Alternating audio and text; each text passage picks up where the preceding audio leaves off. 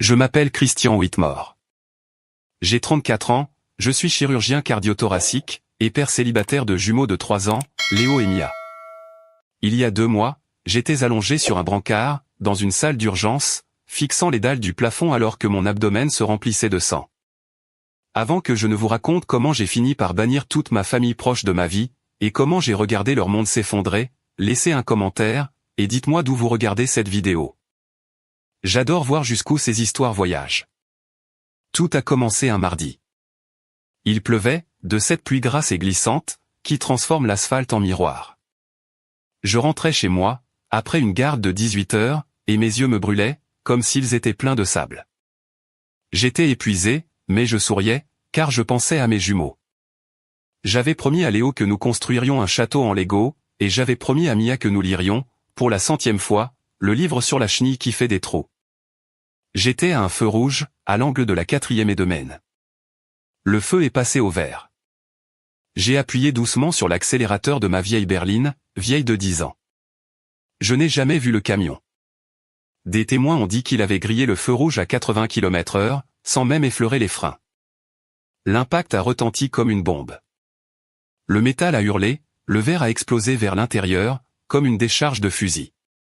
Le monde a tourné violemment, dans un flot de pluie grise et de lampadaires, et puis, tout est devenu noir. Quand je me suis réveillé, l'odeur m'a frappé en premier, l'antiseptique, le cuivre, et le caoutchouc brûlé. Puis, la douleur est arrivée. J'avais l'impression qu'on m'avait enfoncé un tisonnier brûlant dans le côté gauche. « Christian, tu m'entends » Un visage flottait au-dessus de moi. C'était Marcus Quin. Le docteur Quin. Nous avions fait nos études de médecine ensemble. C'était l'un des meilleurs traumatologues de l'État, et en ce moment même, il avait l'air inquiet. Marcus n'avait jamais l'air inquiet. Marcus. Ma voix sonnait mouillée. J'ai essayé de m'asseoir, mais une vague de nausée m'a brutalement renvoyé contre le matelas. « Ne bouge pas » a dit Marcus, sa main ferme sur mon épaule. « Tu as été percuté de plein fouet. Ta rate est rompue, Christian, et tu as une hémorragie interne importante. Nous devons t'emmener au bloc, immédiatement. » Chirurgie. Le mot a percé le brouillard de mon cerveau. « Les enfants » j'ai octé, en lui attrapant le poignet. Ma prise était faible, ma main tremblante. Léo et Mia. Ils sont avec Madame Gable. Elle doit partir à 19 h, pour sa ligue de bingo. Elle ne peut pas rester. Marcus a jeté un coup d'œil à l'horloge murale. Il est 18h15, Christian. Tu as 45 minutes avant qu'elle ne parte. Nous ne pouvons pas attendre aussi longtemps pour opérer. Ta tension chute. 45 minutes. J'avais moins d'1 heure pour trouver quelqu'un pour s'occuper de mes enfants, pendant que des étrangers m'ouvriraient le corps pour me sauver la vie. Téléphone, j'ai haleté. Donne-moi mon téléphone. Marcus a hésité, puis a sorti mon smartphone fissuré d'un sac en plastique contenant mes effets personnels. L'écran était en toile d'araignée, mais il s'est allumé. Mes doigts étaient glissants de sang et de sueur alors que je le déverrouillais. Je n'ai pas appelé un ami. Je n'ai pas appelé un collègue. J'ai appelé les personnes qui étaient censées être là quand le monde s'écroule. J'ai appelé mes parents. Ça a sonné, encore et encore. Finalement, ma mère a décroché. Un brouhaha a envahi la ligne, de la musique pop à fond, des gens qui riaient, le tintement des verres. Christian. Sa voix était sèche, agacée. Fais vite. Nous sommes en train de nous garer sur le parking. Maman, j'ai étouffé un sanglot. J'ai eu un accident. Un camion m'a percuté. Oh, pour l'amour du ciel, a-t-elle soupiré. J'entendais mon père en arrière-plan demander qui c'était. Est-ce que la voiture est épave ? Tu sais que tes primes d'assurance vont monter en flèche, n'est-ce pas ? Maman, écoute, j'ai dit, des larmes de douleur coulant de mes yeux. Je suis à l'hôpital général. Ma rate a éclaté, je fais une hémorragie interne. Je pars en chirurgie d'urgence, là, maintenant. Silence. Pendant une seconde, j'ai cru que l'appel avait coupé. Chirurgie, a-t-elle demandé, son ton changeant légèrement, mais pas par inquiétude. C'était plutôt de l'agacement face à un imprévu. J'ai besoin que tu ailles chercher Léo et Mia, j'ai dit, la voix montant sous le coup de la panique. Madame Gable part dans 40 minutes. J'ai besoin que tu les gardes quelques heures, juste le temps que je sorte de la salle de réveil. S'il te plaît. J'ai entendu une conversation étouffée. La voix de ma mère était basse mais frénétique. Puis, la voix de mon frère Julien a retenti, forte et pleurnicharde, mais maman va rater la première partie. On a payé pour le pack VIP, Christian. Ma mère est revenue sur la ligne. Chérie, on ne peut pas. Comment ça, vous ne pouvez pas? J'ai fixé le plafond, les lumières fluorescentes me brûlant les rétines. Je pourrais mourir, maman. Ne sois pas dramatique, a-t-elle lancé. Julien attend ce concert de Taylor Swift depuis des mois. Nous avons la suite privée, nous sommes déjà sur place. Tu ne peux pas juste appeler une babysitter? Je suis sur un brancard, j'ai hurlé, faisant se retourner une infirmière. Je n'ai pas le temps de faire passer des entretiens à des babysitters. Maman, s'il te plaît, ce sont tes petits-enfants. Écoute, on doit vraiment y aller. Le signal est mauvais ici. Maman. La ligne a coupé. J'ai fixé le téléphone, l'incrédulité m'envahissant, plus froide encore que les fluides intraveineux injectés dans mon bras. Ils avaient raccroché. Ma propre mère m'avait raccroché au nez, alors que j'étais en train de me vider de mon sang. Une seconde plus tard, le téléphone a vibré, une notification de message dans le chat de groupe familial. J'ai ouvert, priant pour un changement d'avis, espérant qu'il fasse demi-tour. Ce n'était pas ça. Le message de maman disait, « Christian, tu as toujours été une plaie et un fardeau. Nous avons des billets VIP pour Taylor Swift avec Julien ce soir. Nous n'allons pas manquer ça. Débrouille-toi. » Puis un deuxième message de mon père, « Arrête de transformer tout en crise. Tu es médecin, tu as l'habitude des hôpitaux. Ne gâche pas la soirée de ton frère. » Ensuite, une réaction de Julien, un emoji qui pleure de rire. J'ai fixé ce petit visage jaune, avec des larmes de rire qui coulaient de ses yeux. C'était donc ça, ma valeur à leurs yeux. J'étais mourant, terrifié pour mes enfants, et pour eux, je n'étais qu'un agacement interrompant leur expérience VIP. Quelque chose en moi s'est brisé. Ce n'était pas ma rate cette fois. C'était le cordon, la corde épaisse et lourde de culpabilité et d'obligation à laquelle j'étais attaché depuis 34 ans. Elle a lâché. Christian. Marcus se penchait à nouveau sur moi. On doit y aller, maintenant. Attends, j'ai dit.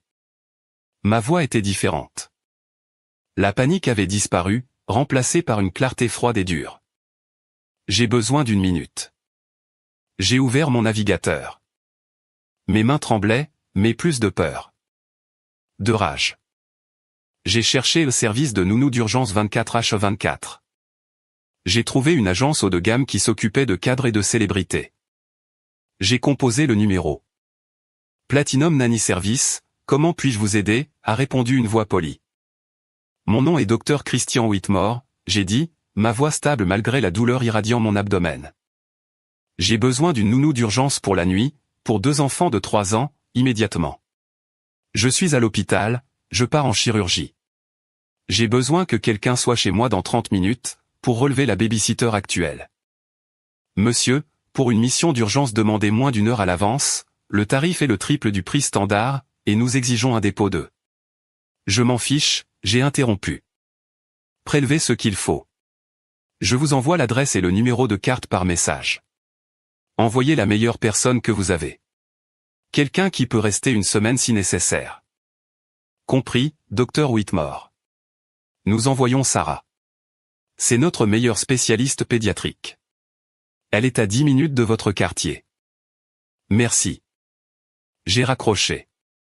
J'ai tapé rapidement les détails et j'ai cliqué sur envoyer. Puis, j'ai ouvert mes contacts. J'ai fait défiler jusqu'à maman, papa, et Julien. Bloqué, bloqué, bloqué. Je n'ai pas envoyé de message d'adieu. Je n'ai pas envoyé de réponse cinglante. J'ai simplement effacé leur accès à ma vie. C'est bon, j'ai dit à Marcus, en laissant tomber le téléphone sur les draps. Je suis prêt. Marcus m'a regardé. Il a vu le message texte qui brillait encore sur l'écran avant qu'il ne s'éteigne. Il a vu l'emoji qui rit, et sa mâchoire s'est crispée, un muscle tressaillant dans sa joue. Je m'occupe de toi, mon frère, a-t-il murmuré. On va te remettre sur pied. Alors qu'il me poussait dans le couloir, les lumières défilant au-dessus de moi comme un tunnel stroboscopique, j'ai réalisé une chose, j'allais en chirurgie seul. J'allais peut-être me réveiller seul. Mais pour la première fois de ma vie, je ne portais plus le poids de 3 adultes sur mon dos. J'ai fermé les yeux alors que l'anesthésie faisait effet. Ma dernière pensée n'était pas la peur de mourir, c'était une promesse. Si je me réveillais, la banque Christian Whitmore était fermée pour toujours. La salle de réveil était calme, de ce genre de calme qui semble pesant, comme une couverture de laine. L'opération avait duré 4 heures. Ils avaient dû retirer ma rate et réparer une lacération sur mon foie. C'était passé près, beaucoup trop près. J'ai passé 5 jours dans ce lit d'hôpital. 5 jours à voir les infirmières vérifier mes constantes, à surveiller les perfusions, et à regarder le soleil se déplacer sur le sol en linoléum. Savez-vous qui m'a rendu visite? Marcus passait à chaque garde, m'apportant du café que je n'avais pas encore le droit de boire, juste pour que je puisse en sentir l'odeur. Sarah, la nounou, m'appelait en vidéo 3 fois par jour pour que je puisse voir Léo et Mia construire des tours et manger des macaronis au fromage. Elle valait chaque centime de ses honoraires exorbitants. Mais mes parents? Mon frère? 0. Aucune visite. Comme j'avais bloqué leur numéro, je ne savais pas s'ils avaient appelé. Mais je savais ceci, s'ils s'étaient vraiment souciés, s'ils avaient été inquiets, ils se seraient montrés. L'hôpital était à 20 minutes de chez eux. Allongé là, avec rien d'autre que du temps et de la morphine pour me tenir compagnie, les fantômes du passé ont commencé à se rassembler au pied de mon lit. Ce n'était pas seulement l'accident. L'accident n'était que l'allumette qui avait allumé la mèche. La dynamite, elle, s'accumulait depuis des décennies. J'avais grandi dans l'ombre de l'enfant prodige, Julien. Il avait 3 ans de plus, il était plus bruyant, plus charismatique, et totalement incapable de prendre la moindre responsabilité. Je me suis souvenu de ma remise de diplôme en médecine. C'était l'aboutissement de 8 années de nuit blanche, de pilules de caféine, et de pré-étudiants écrasantes. Je sortais major de ma promotion. J'avais obtenu une place dans l'un des programmes de résidence les plus compétitifs du pays. Je me tenais sur le parking, en toge et mortier, transpirant sous le soleil, et j'attendais. La cérémonie s'était terminée depuis 1 heure. La plupart de mes camarades étaient au restaurant avec leur famille.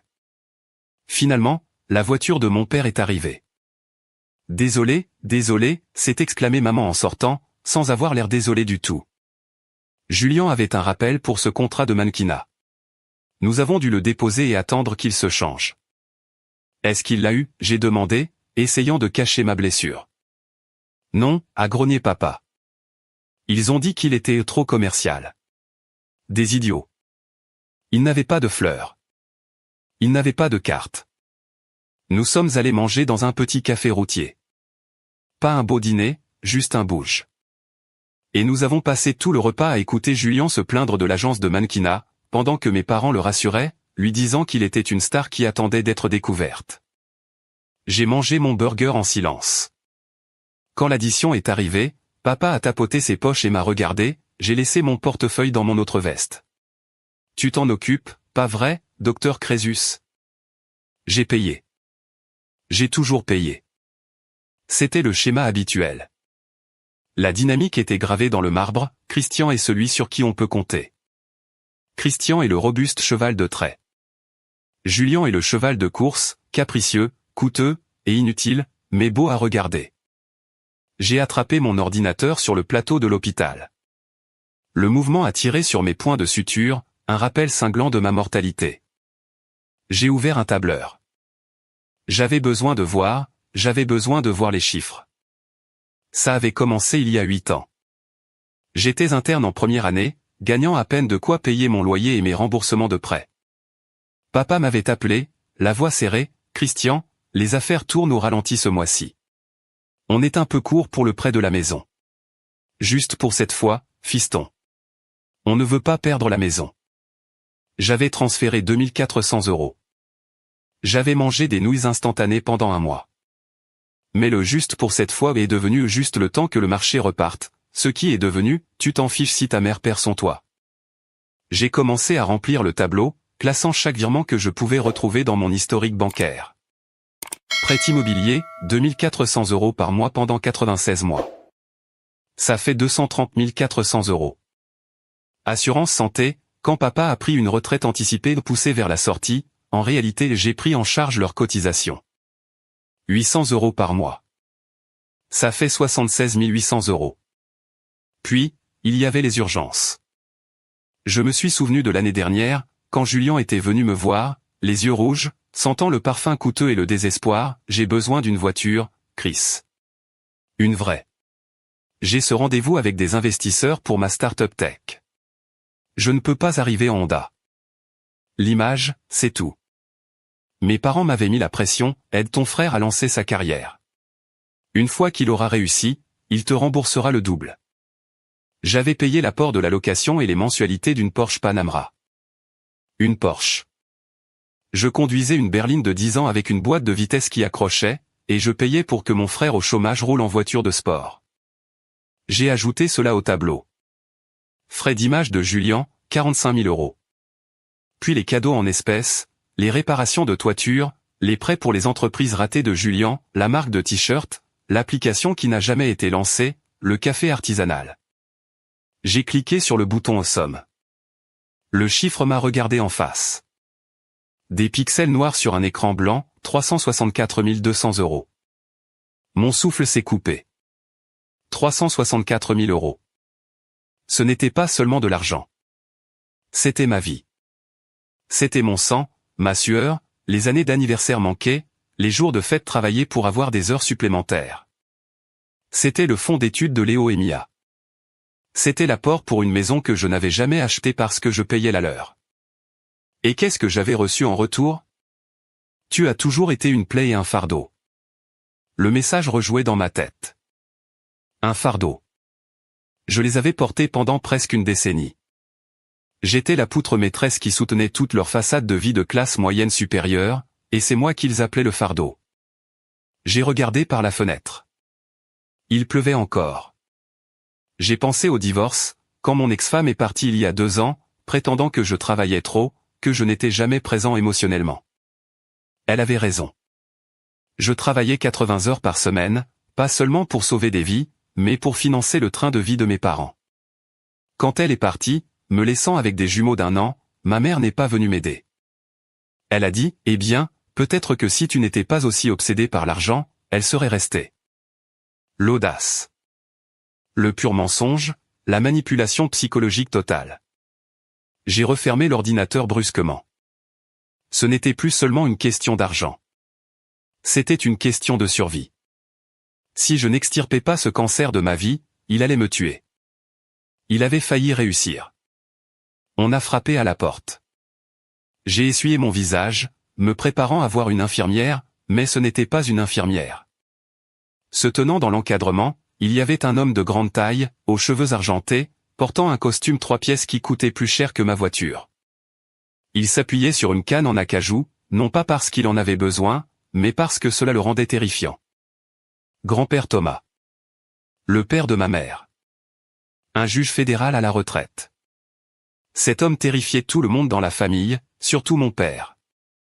Il n'avait pas adressé la parole à ma mère depuis des années, depuis qu'elle l'avait accusé d'être froid parce qu'il refusait de financer l'une des combines de Julien. Derrière lui, il y avait tante Éléanore, la sœur cadette de ma mère. Elle tenait un récipient en plastique et avait l'air prête à affronter un ours. Grand-père, j'ai croassé. Qu'est-ce que tu fais ici? Il est entré dans la chambre, le son de sa canne sur le carrelage résonnant comme un marteau de juge sur son socle. Il s'est arrêté au pied de mon bed et m'a dévisagé. Ses yeux bleus étaient vifs, intelligents, et brûlaient actuellement d'une fureur contenue. Éléanore m'a raconté, a-t-il dit. Sa voix était profonde, un baryton qui autrefois faisait taire les tribunaux. Elle m'a parlé de l'accident, et elle m'a parlé des billets. J'ai regardé tante Éléanore. J'ai vu le post Facebook d'Hélène, a dit Éléanore, sa voix tremblant de rage. Elle a posté un selfie du concert. Meilleure soirée de ma vie avec mes garçons, c'était la légende. Pendant que tu étais en chirurgie. J'ai appelé papa immédiatement. Grand-père Thomas s'est approché du lit et s'est assis sur la chaise des visiteurs. Il a posé ses deux mains sur le pommeau de sa canne. « Christian, a-t-il dit doucement.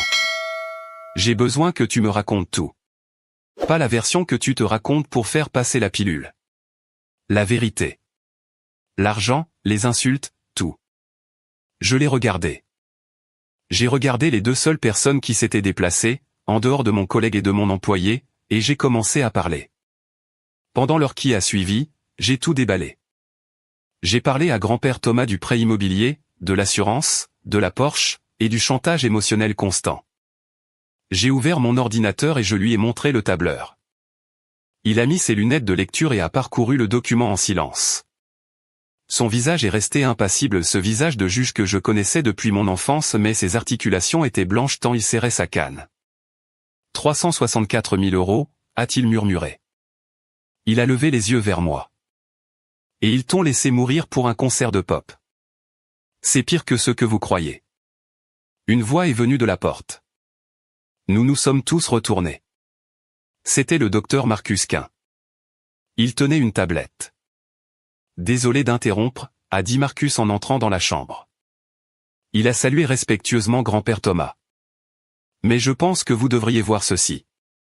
J'ai récupéré les images de vidéosurveillance du hall de l'hôpital, le soir de l'accident. Pourquoi, j'ai demandé, confus. Parce que je ne pouvais pas croire que quelqu'un puisse être aussi sans cœur, a dit Marcus d'un ton sombre. Je voulais voir s'ils étaient au moins venus jusqu'au bâtiment. Il m'a tendu la tablette. Grand-père et tante Éléanore se sont approchés.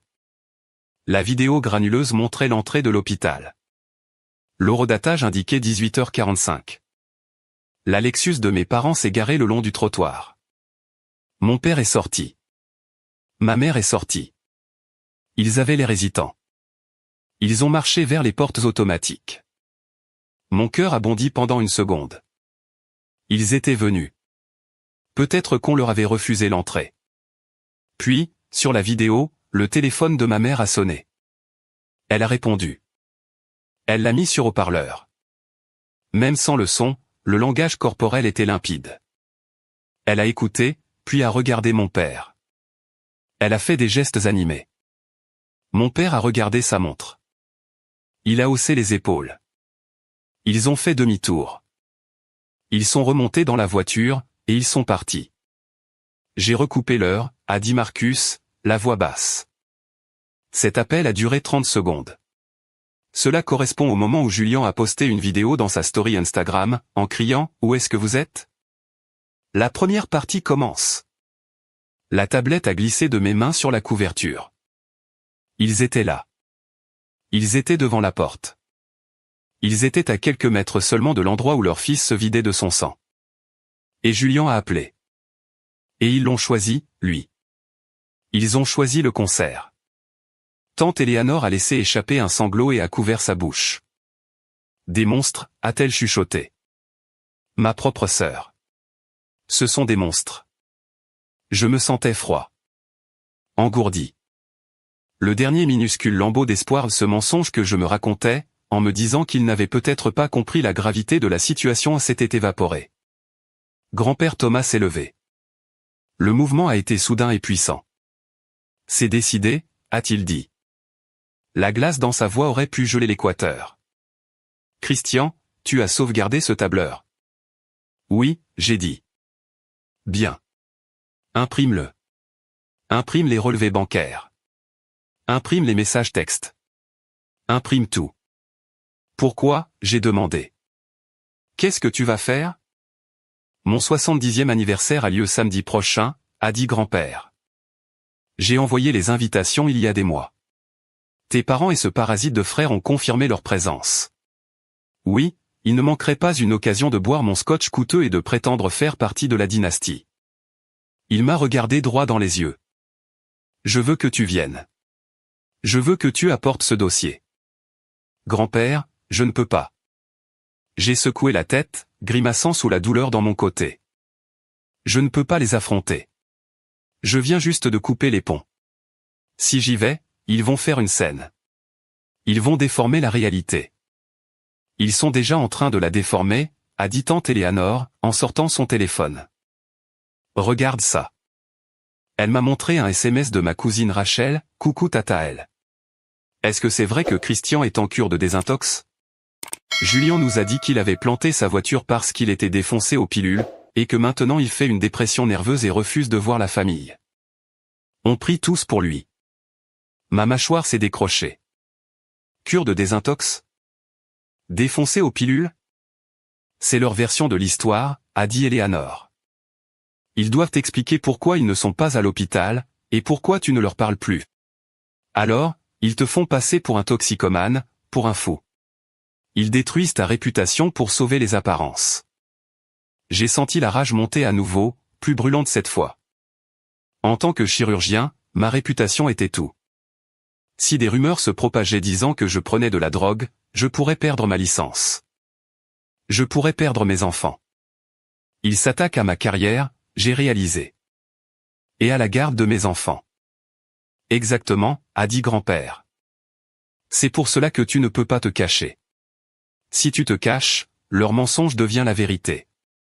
Tu dois te montrer. Tu dois te tenir droit. Et nous allons les démasquer.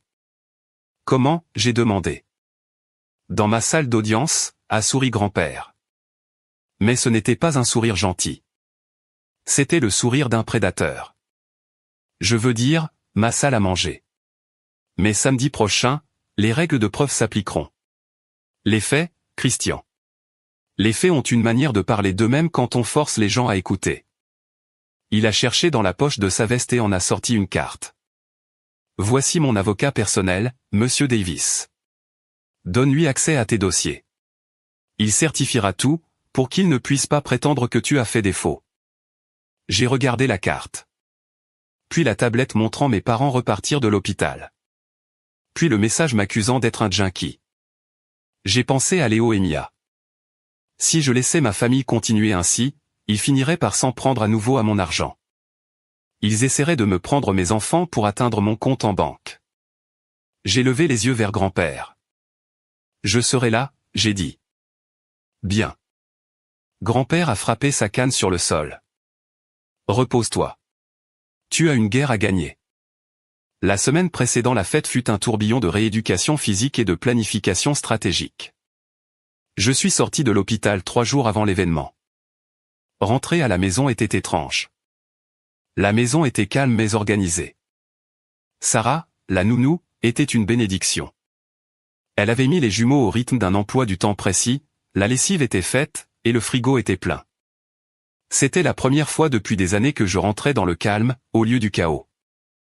Mais en dehors des murs de ma maison, l'orage grondait. Les rumeurs se propageaient comme un feu de forêt. J'ai reçu des messages maladroits de parents éloignés, on pense à toi, j'espère que tu auras l'aide dont tu as besoin. Je n'ai pas répondu. J'ai tout transféré à Monsieur Davis, l'avocat. Le samedi après-midi, je me suis tenu devant mon miroir. J'étais encore endolori, et mon flanc était bandé sous ma chemise de cérémonie. J'avais perdu du poids à l'hôpital. Mon visage paraissait émacié, mes pommettes plus saillantes, mais je n'avais pas l'air d'une victime. J'ai mis un costume que j'avais acheté il y a des années, mais que je n'avais jamais porté parce que Julien s'était moqué de moi, en disant qu'il était trop guindé. C'était un costume italien bleu marine sur mesure, qui m'allait parfaitement. J'ai noué ma cravate avec précision. J'ai mis ma montre, un cadeau que je m'étais fait quand j'étais devenu interne en chef. J'avais l'air d'un chirurgien. J'avais l'air d'un homme qui tient la vie et la mort entre ses mains. « Papa, on dirait James Bond », a crié Léo, en entrant dans la pièce avec une petite voiture. Je l'ai pris dans mes bras, grimaçant légèrement sous l'étirement de mon incision. « Merci, mon grand. Toi et Mia, vous êtes prêts à aller dans la grande maison de arrière-grand-père ?»« Ouais, du gâteau », a hurlé Mia depuis le couloir. J'ai conduit ma voiture de location, un SUV modeste, jusqu'au domaine de mon grand-père. C'était une propriété immense dans les collines, avec des pelouses impeccables et une allée bordée de chênes centenaires. En arrivant, j'ai vu les voitures, des Mercedes, des BMW, des Lexus, et là, garée juste devant, il y avait la Porsche Panamera, la voiture de Julien. Ma voiture. Mes articulations sont devenues blanches sur le volant. D'accord, j'ai soufflé. C'est l'heure. Je suis entré en tenant Léo et Mia par la main. Le foyer était rempli de monde. Des serveurs circulaient avec du champagne, et un quatuor à cordes jouait du Vivaldi. C'était l'incarnation de l'élégance de la vieille bourgeoisie. La conversation s'est tue à mon entrée. Les têtes se sont tournées, et j'entendais les murmures, « C'est lui, il a l'air maigre, est-ce qu'il est défoncé là ?» J'ai gardé la tête haute. J'ai marché droit vers grand-père Thomas, qui était assis dans son fauteuil préféré près de la cheminée, comme un roi sur son trône. « Christian » a tonné grand-père, faisant taire la pièce. Il s'est levé et m'a serré dans ses bras. « Tu es venu. »« Joyeux anniversaire, grand-père » j'ai dit, assez fort pour que tout le monde entende. Puis, je les ai vus. Mes parents et Julien étaient regroupés près du bar. Quand ils m'ont vu, leurs visages sont passés par une gymnastique complexe, le choc, la peur, puis rapidement, un masque de pitié. Julien s'est avancé. Il portait un blazer en velours tape à accent graveleuil et tenait un verre de scotch. « Christian » a-t-il crié, accourant les bras grands ouverts, jouant la comédie pour le public. « Oh mon Dieu, frérot, tu es là.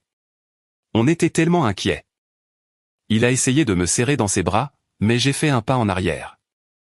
Je n'ai pas dit un mot. Je l'ai juste regardé avec des yeux froids et vides. Julien a vacillé. Il a ri nerveusement. « Oh là. D'accord. Toujours d'humeur massacrante, hein? Écoute, maman et papa sont juste contents que tu sois sain et sauf. On sait que tu traverses beaucoup de choses mentalement. » Il a tapoté sa tempe de manière significative, s'assurant que les tantes à proximité le voient. « Je vais très bien, Julien » j'ai dit calmement. « Mieux que je ne suis allé depuis des années. » Maman s'est précipitée, tamponnant ses yeux avec un mouchoir qui était parfaitement sec. « Mon bébé. »« Oh, Christian, pourquoi n'as-tu pas répondu à nos appels ? On était malade d'inquiétude après l'accident.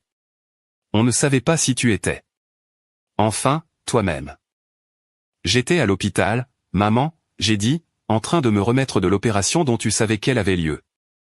On ne savait pas que c'était aussi grave, est intervenu papa, en posant une main lourde sur mon épaule. J'ai dégagé mon épaule d'un mouvement sec. Tu sais comme tu exagères les choses, fiston. On pensait que c'était juste un petit accrochage. Un petit accrochage qui m'a coûté la rate, j'ai dit. Enfin, tu es là maintenant, a dit maman, sa voix devenant perçante. Ne faisons pas de scène à la fête de ton père. Nous pourrons parler de ton traitement plus tard. Elle essayait de me pousser vers le côté, pour me cacher dans un coin. Il n'y a rien à discuter, j'ai répondu. J'ai vu tante Éléanore hocher la tête à l'autre bout de la pièce. Elle tenait le dossier Kraft. Il était épais. La tension dans la salle était palpable. Tout le monde sentait la friction. Ma famille essayait désespérément de maintenir l'illusion des parents aimants et inquiets, face à un enfant perturbé. J'ai pris un verre d'eau pétillante à un serveur, et j'ai attendu. Le piège était tendu. Il ne restait plus qu'à le déclencher. Le dîner a été servi. C'était un événement élaboré, 3 services, du vin coûteux, des conversations polies. J'étais assis à la table d'honneur, mais j'avais été placé entre tante Éléanore et grand-père. Mes parents et Julien étaient à l'autre extrémité, visiblement agacés par le plan de table. Tout au long du repas, Julien n'a cessé de lancer des pics, assez forts pour être entendu, déguisés en blagues. « Alors, Chris, est-ce que tu as le droit d'opérer à nouveau, ou est-ce que tu dois passer un test de dépistage d'abord ?» Il a ricané. « Je demande juste, la sécurité avant tout, non ?» Mes cousins ont gloussé nerveusement. Papa a hoché la tête solennellement, c'est une question valable. On veut juste que tout le monde soit en sécurité. J'ai serré ma fourchette jusqu'à avoir des crampes dans les doigts, mais je n'ai pas mordu à l'hameçon. Attends, je me disais. Attends encore un peu. Après le dessert, les discours ont commencé. Les gens ont porté des toasts à grand-père Thomas. Ils ont parlé de son intégrité, de sa carrière de juge, de sa justice. Puis, grand-père s'est levé. Il a tapé sa cuillère contre son verre, et le carillon du cristal a résonné comme une cloche. « Merci à tous » a-t-il dit. Sa voix était forte. C'est une bénédiction d'avoir toute ma famille ici, et plus particulièrement mon petit-fils Christian. Il m'a désigné d'un geste, et il y a eu une salve d'applaudissements polis. Cependant, a poursuivi grand-père, son ton changeant brutalement. La chaleur s'est évaporée. Il y a un sujet qui doit être abordé, une question de vérité. Il a regardé vers le bout de la table, vers mes parents.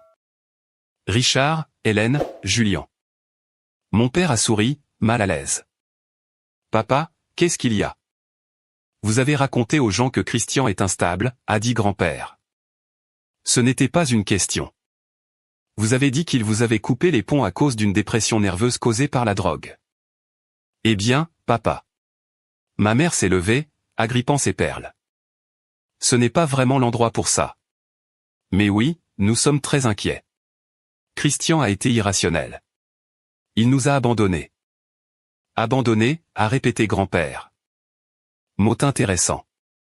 Il a fait signe à tante Éléanore. Elle s'est levée et s'est dirigée vers un petit pupitre, où un projecteur avait été installé pour le diaporama de l'anniversaire. Mais au lieu de photos de bébé, un document est apparu sur le mur derrière grand-père. C'était un relevé bancaire, agrandi. Parlons d'abandon, a dit grand-père. Et parlons de fardeau. Papa, qu'est-ce que tu fais? Richard s'est levé, le visage empourpré. Assieds-toi, Richard, a aboyé grand-père. L'ordre a claqué comme un coup de fouet. Mon père s'est rassis. Pendant 8 ans, a dit grand-père, arpentant la pièce comme s'il était de retour à la cour supérieure, Christian a payé le prêt immobilier de la maison dans laquelle vous vivez.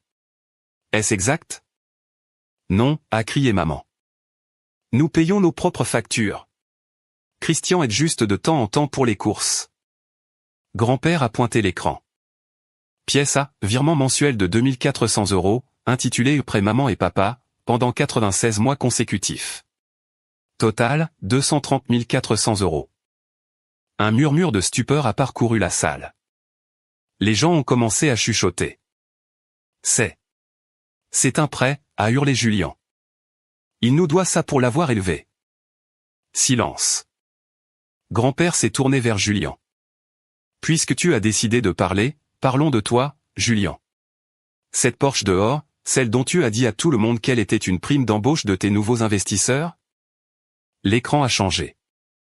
Il montrait un virement bancaire de 45 000 €, envoyé par Christian Whitmore à Porsche Financial Service. Note, fonds d'urgence pour le traitement de maman. Grand-père a regardé Julien avec un dégoût pur. Tu as dit à ton frère que ta mère avait besoin d'un traitement expérimental pour une maladie imaginaire, et tu as utilisé l'argent pour louer une voiture de sport. La salle est devenue mortellement silencieuse. Le visage de ma mère était gris. Julien avait l'air d'être sur le point de vomir. C'est un mensonge, a bafouillé Julien. Il a trafiqué ces documents. Ces documents, a dit Monsieur Davis, l'avocat, en s'avançant de l'ombre, ont été certifiés par la banque et notariés. Ce sont des faits juridiques. Et enfin, a dit grand-père, sa voix tombant dans un murmure qui résonnait plus fort qu'un cri, l'accusation selon laquelle Christian est instable parce qu'il vous a bloqué. Il a cliqué sur la télécommande une dernière fois. L'écran s'est rempli d'une capture d'écran du message texte. Christian, tu as toujours été une plaie et un fardeau. Nous avons des billets VIP pour Taylor Swift avec Julien ce soir. Nous n'allons pas manquer ça.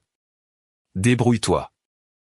Puis la réponse de papa, arrête de transformer tout en crise. Ne gâche pas la soirée de ton frère. Et celle de Julien, l'émoji qui rit. Ce message, a dit grand-père, en pointant un doigt tremblant vers l'écran, a été envoyé pendant que Christian était dans l'ambulance, pendant qu'il faisait une hémorragie interne, pendant qu'il suppliait pour que quelqu'un garde ses enfants afin qu'ils puissent subir une opération vitale. Oh mon Dieu, a chuchoté ma cousine Rachel, en couvrant sa bouche. Elle regardait mes parents avec horreur. Ma mère a éclaté en sanglots. De vraies larmes cette fois, des larmes d'humiliation. Je ne voulais pas, j'étais stressé. On ne savait pas. Vous ne saviez pas, a rugi grand-père. Nous avons les images de vidéosurveillance, Hélène. Tu es allé à l'hôpital, et tu es parti. Tu as laissé ton fils mourir parce que Julien voulait voir une star de la pop. La salle a explosé. Tout le monde était debout maintenant. Mon oncle Franck regardait mon père comme s'il avait envie de le frapper. C'est le moment où tout bascule, j'ai pensé en regardant leur visage se décomposer. J'ai enfin repris le contrôle de ma vie. Mon père a essayé de parler. Il avait l'air minuscule. L'arrogance avait disparu, remplacée par la panique désespérée d'un homme qui voit son monde partir en fumée. Christian, a-t-il bafouillé, en tendant les mains. Mon fils, s'il te plaît. Tu dois comprendre. On pensait que tu gérais. Tu gères toujours tout. Tu es le plus fort. Je me suis levé. Ma chaise a raclé bruyamment sur le sol. J'ai marché vers l'endroit où ils étaient assis. La pièce entière a retenu son souffle. Je ne suis pas fort, papa, j'ai dit. Ma voix était stable. J'étais juste pratique. Non, mon chéri. On t'aime, a hurlé maman, en cherchant à m'attraper la main. Je me suis dégagé. Non, vous ne m'aimez pas. Vous aimez le distributeur automatique.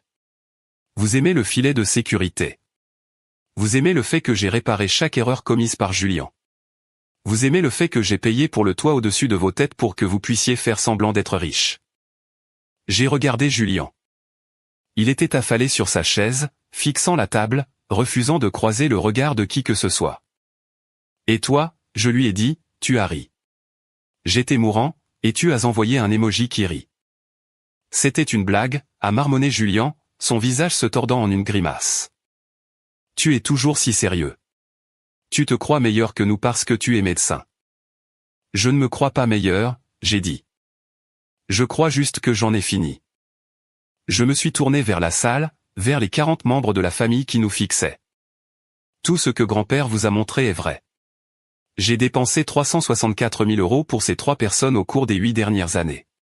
J'ai sacrifié ma propre retraite, le fonds d'études de mes enfants, et ma propre santé mentale pour les maintenir à flot. J'ai pris une grande inspiration. Mais depuis 2 semaines, la banque est fermée. Je ne paierai plus un centime. Je ne réglerai plus aucune crise. Je ne suis plus votre plan de secours. Tu n'as pas le droit. Julien a bondi, renversant sa chaise. On a un accord. Tu as dit que tu soutiendrais la famille jusqu'à ce que ma boîte décolle. Ta boîte est une arnaque, Julien, a crié ma cousine Rachel à l'autre bout de la pièce. Elle s'est approchée et s'est tenue à mes côtés. On le sait tous. Christian te porte à bout de bras depuis des années. Ferme-la, Rachel. Julien s'est jeté vers elle. Vlan. Le bruit a résonné dans toute la salle. Rachel venait de gifler Julien en plein visage. Fort. N'essaie même pas, a-t-elle sifflé. Tu es pathétique. Julien se tenait la joue, stupéfait. Il a cherché de l'aide du regard auprès de papa, mais papa était trop occupé à essayer de soutenir maman, qui avait l'air sur le point de s'évanouir pour de bon. Grand-père Thomas s'est avancé. Sortez, a-t-il dit calmement. Papa. Hélène l'a regardé, le mascara coulant sur ses joues. Tu nous mets à la porte? Je ne vous mets pas seulement à la porte de ma maison, a dit grand-père. Je voudrais de mon testament. Je voudrais de ma vie. Je ne veux pas, à ma table, de gens qui abandonnent leurs enfants. Mais le prêtre a chuchoté papa, le visage livide. Si Christian arrête de payer, on va perdre la maison. Alors trouve un travail, Richard, a dit froidement grand-père. Ou vis dans ta voiture. Peut-être que Julien peut te prendre en stop dans sa Porsche. Ah, non, attends. Monsieur Davis s'est raclé la gorge. En réalité, comme le bail est au nom du docteur Whitmore, il m'a donné instruction d'y mettre fin. L'équipe de saisie est en train de remorquer le véhicule au moment où nous parlons. Quoi, a hurlé Julien. Il s'est précipité à la fenêtre. Dehors, dans l'allée, des gyrophares jaunes illuminaient la nuit. Une dépanneuse était en train d'attacher la Panamera. Non. Non, vous ne pouvez pas. Julien frappait contre la vitre. J'ai pris Léo dans mes bras, et j'ai pris la main de Mia. Adieu, maman. Adieu, papa, j'ai dit. Christian, s'il te plaît. Maman a attrapé ma manche. Où est-ce qu'on va aller? On est une famille. J'ai regardé sa main sur mon bras. Cette main qui autrefois me consolait quand j'étais enfant, avant qu'elle ne décide que seul Julien comptait. La famille ne laisse pas les siens mourir, j'ai dit. Tu as fait ton choix sur le parking de l'hôpital. Maintenant, tu dois vivre avec. J'ai doucement retiré sa main.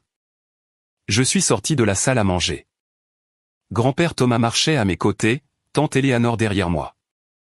Et puis, un par un, le reste de la famille, Rachel, l'oncle Frank, les cousins, ont tourné le dos à mes parents et nous ont suivis. Nous les avons laissés seuls, dans cette grande et magnifique salle à manger, avec de la nourriture froide et la vérité brutale. En sortant dans l'air frais de la nuit, passant devant la dépanneuse qui emportait l'ego de Julian, j'ai senti un poids s'enlever de ma poitrine. Il était plus lourd que je ne l'avais réalisé.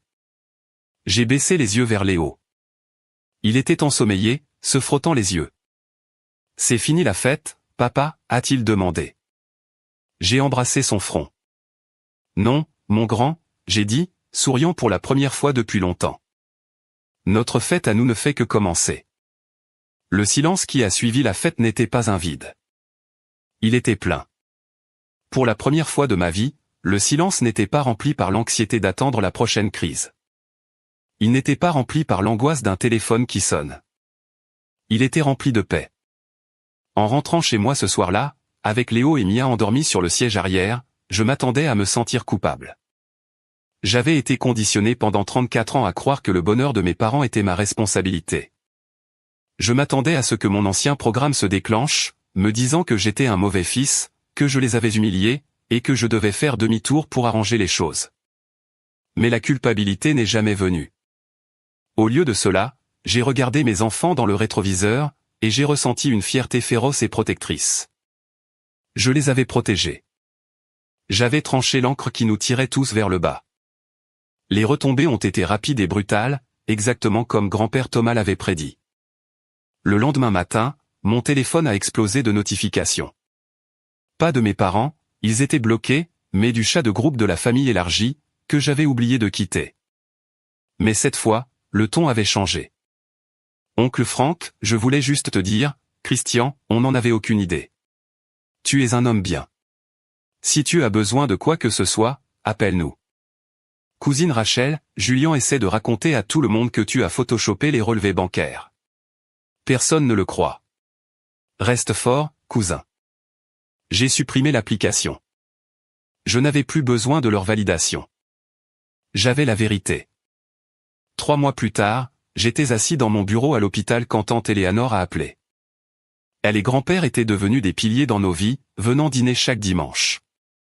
Christian, a-t-elle dit, sa voix était sérieuse. Je pensais que tu devrais savoir. La maison est partie.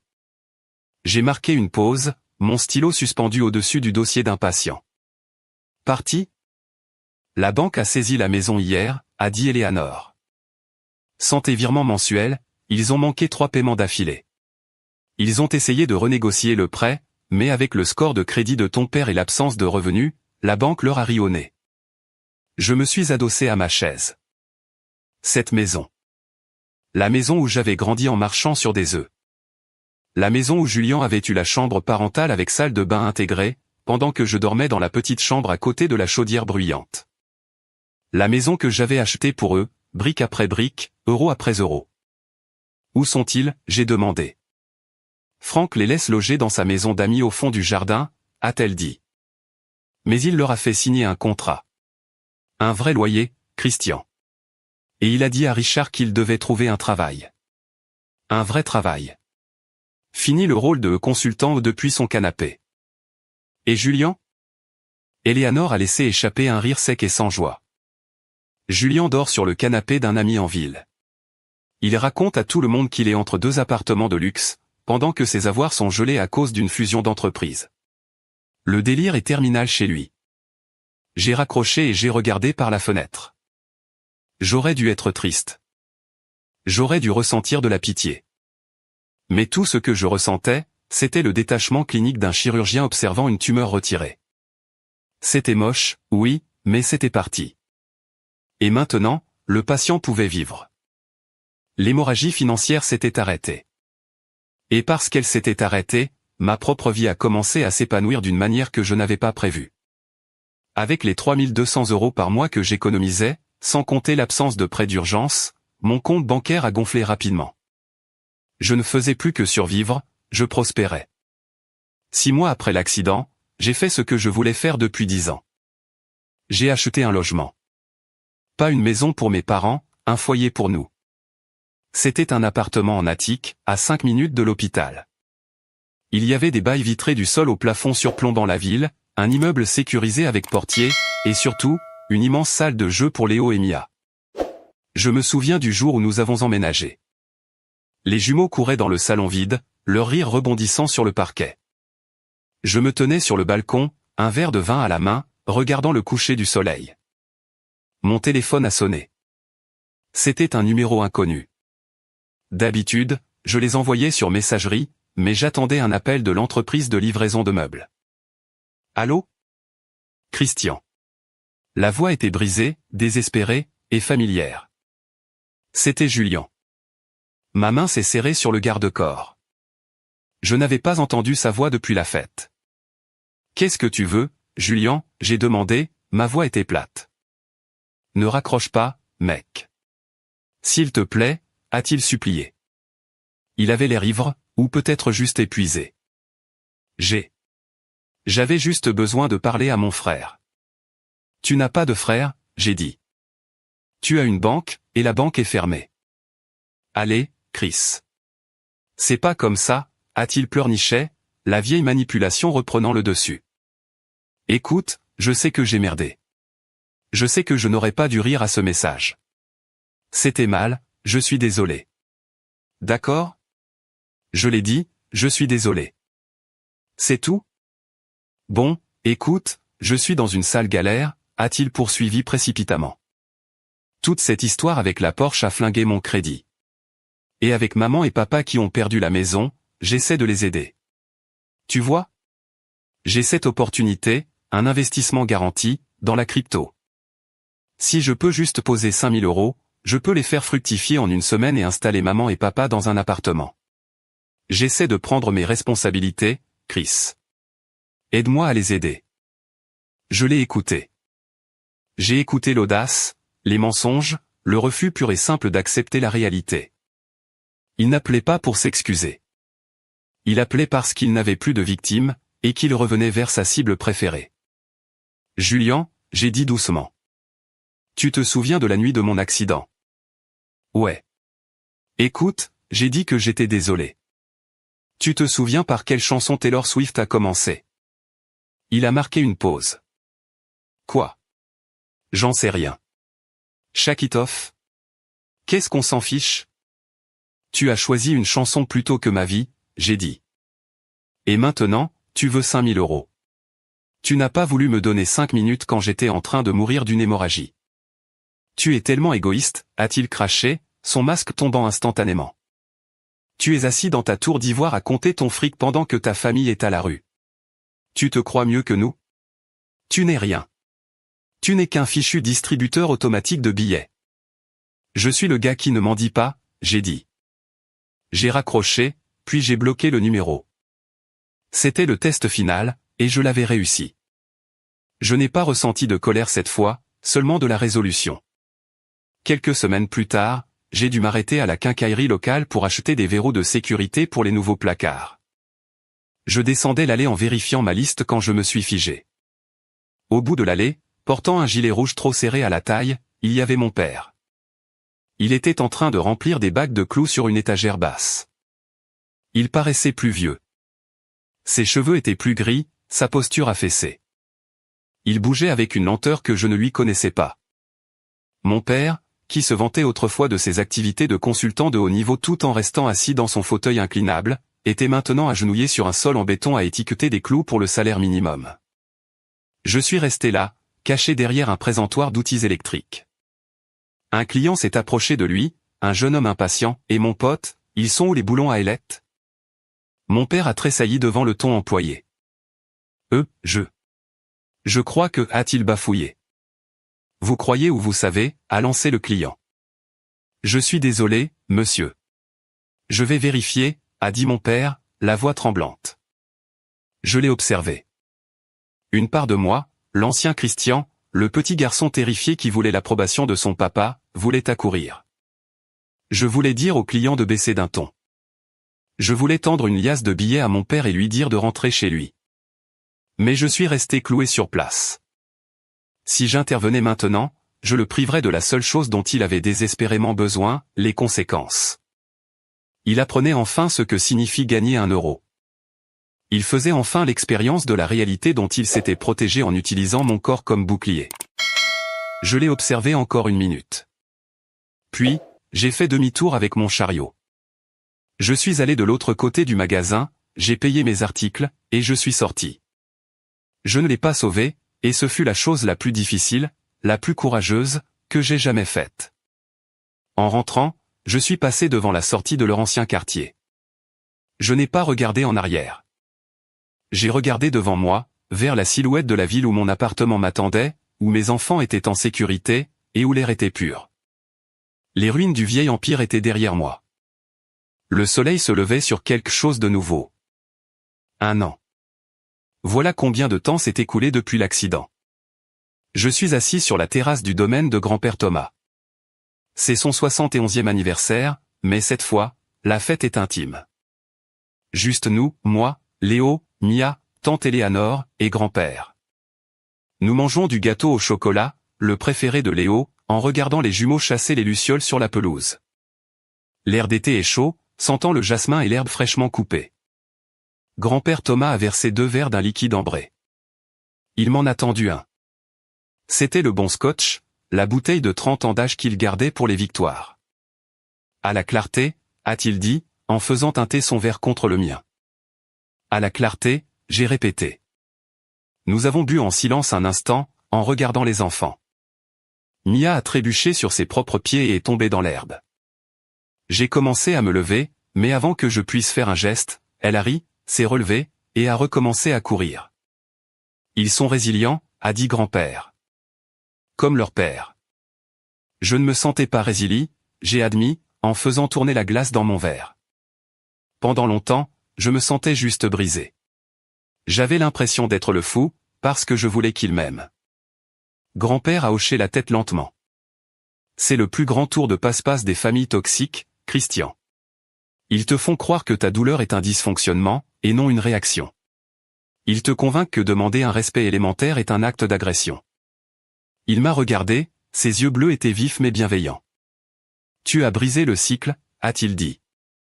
Tu t'en rends compte? Regarde ces enfants. Ils ne sauront jamais ce que l'on ressent quand on est considéré comme un plan de financement. Ils ne sauront jamais ce que c'est que d'être toujours le second après un frère ou une sœur. Ils n'auront jamais à acheter l'amour de leur père. Tu as empêché le poison d'atteindre la génération suivante. Les larmes m'ont piqué les yeux. J'ai regardé Léo et Mia. Ils étaient libres. Ils étaient aimés pour ce qu'ils étaient, pas pour ce qu'ils pouvaient fournir. Je me pose encore des questions sur eux, j'ai dit doucement. Maman et papa. Je me demande s'ils se réveillent parfois en pleine nuit avec des regrets. Peut-être, a haussé les épaules grand-père. Peut-être pas. Les gens comme ça sont les maîtres de leur propre récit. Dans leur version de l'histoire, ils sont toujours les victimes, et tu es toujours le méchant qui les a abandonnés. Mais c'est leur histoire, Christian. Tu n'habites plus dans leur livre. Tu écris le tien. J'ai réfléchi à ça. J'ai pensé à la paix que je ressentais en me réveillant le matin. J'ai pensé aux étapes franchies dans ma carrière cette année. J'ai été récemment nommé chef de la chirurgie, une promotion que j'ai obtenue parce que j'étais enfin concentré, reposé, et plus distrait par les drames familiaux constants. J'ai réalisé que je n'avais pas besoin de leurs regrets. Je n'avais pas besoin de leurs excuses. Ma guérison ne dépendait pas de leur prise de conscience.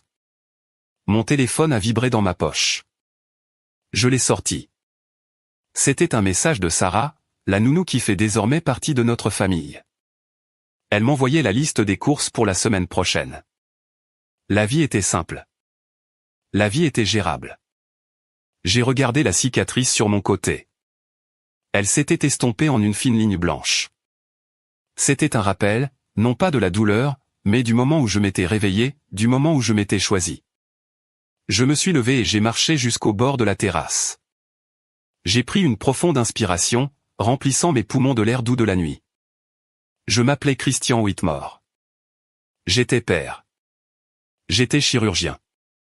J'étais petit-fils. Et pour la première fois en 35 ans, j'étais libre. Je me suis retourné vers grand-père. Prêt pour une autre partie de cartes? Je crois que Léo veut apprendre à jouer à la bataille. Grand-père a souri, les yeux pétillants. Distribue. Merci d'être resté avec moi jusqu'au bout de ce voyage. Ce n'était pas une histoire facile à raconter, mais elle était nécessaire. Si vous devez retenir une chose de mon expérience, que ce soit ceci, l'amour n'est pas une transaction. Tant d'entre nous, surtout ceux élevés dans des familles où l'affection était conditionnelle, tombent dans le piège du coup irrécupérable. On se dit, j'ai déjà donné tellement d'argent, tellement de temps, tellement d'émotions. Si je pars maintenant, tout cela n'aura servi à rien. Alors, on continue de payer, en espérant qu'un jour l'investissement rapportera un dividende d'amour. Mais avec les personnes toxiques, il n'y a pas de dividende. Il n'y a qu'un trou noir. J'ai appris que non est une phrase complète. Vous ne devez d'explication à personne pour protéger votre paix, vos finances, ou vos enfants. Pas même à vos parents, et surtout pas à vos parents. La biologie fait de vous des parents, mais c'est le comportement qui fait la famille. Les gens qui sont restés à mes côtés, grand-père Thomas, tante Éléanore, le docteur Marcus, Sarah, sont ma véritable famille. Ils se sont montrés présents quand je n'avais rien d'autre à offrir que ma simple présence. Je veux vous entendre maintenant. Avez-vous déjà dû couper les ponts avec un membre de votre famille pour vous sauver? Ou êtes-vous actuellement en train de lutter contre la culpabilité de fixer une limite? Laissez un commentaire ci-dessous avec votre histoire, ou tapez simplement le mot « bien ». Si vous êtes d'accord pour dire que le respect de soi est plus important que le maintien de la paix, vos commentaires m'aident à savoir que je ne suis pas seul et, plus important encore, ils aident d'autres personnes qui les lisent à réaliser qu'elles ne sont pas seules non plus. S'il vous plaît, aimez cette vidéo si vous croyez en la justice, et abonnez-vous si vous voulez faire partie d'une communauté qui valorise la vérité plutôt que la tradition. D'ici la prochaine fois, prenez soin de vous. Vous valez bien plus que ce que vous pouvez donner.